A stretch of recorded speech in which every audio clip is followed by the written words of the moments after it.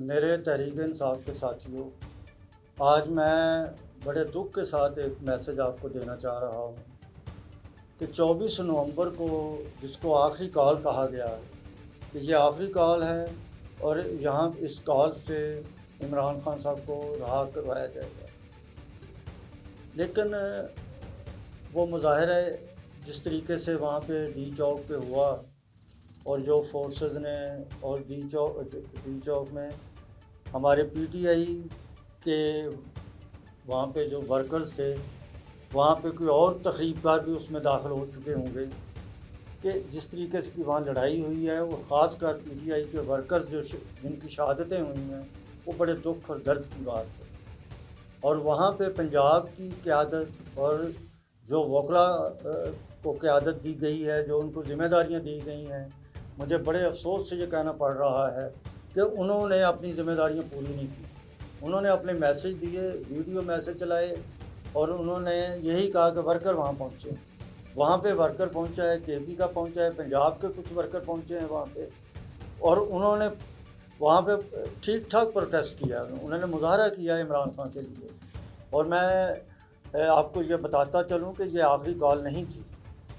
مطلب خان صاحب تو یہ نہیں چاہتے کہ صرف مجھے ہی رہا کروایا جائے۔ عمران خان نے تو انہیں یہ کہا تھا کہ تمام قیدی جتنے بھی 9 مئی کے قیدی ہیں، اس کے علاوہ جو قیدی ہیں، سیاسی قیدی ہیں، ان کو جلد از جلد رہا کیا جائے۔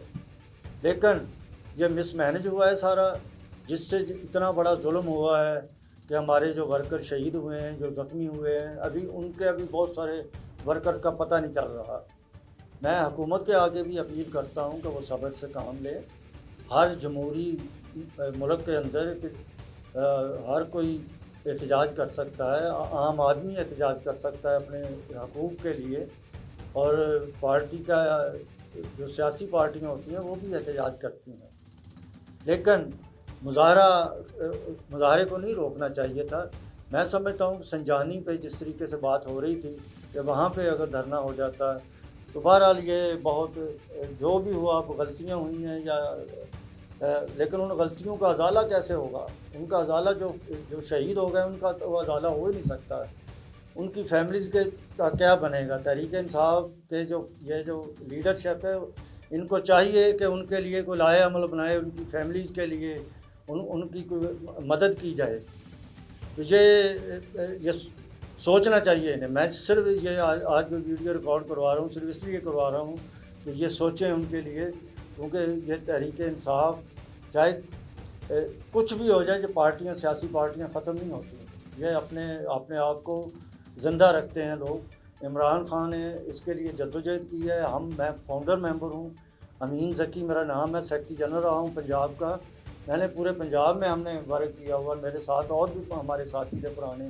سب کو یہ نئے لوگوں کو چاہیے کہ سب کو انوالو کریں، نئے پرانوں کو سب کی ایک ٹیم بنائیں، تنظیمیں بنائیں، پنجاب میں بھی ڈسٹرکٹ لیول پہ بھی، پھر تیاری کریں، مظاہرے کریں اور پرامن مظاہرے کریں، پرامن مظاہرے کر کے مطلب اپنے ساتھیوں کو ہم رہا کروائیں، عمران خان کو اور جو ہمارے ساتھی جیلوں کے اندر بند ہیں۔ بس میں یہی پیغام دینا چاہ رہا تھا۔ تو اللہ تعالیٰ ہم سب کا حامی و ناصر ہو۔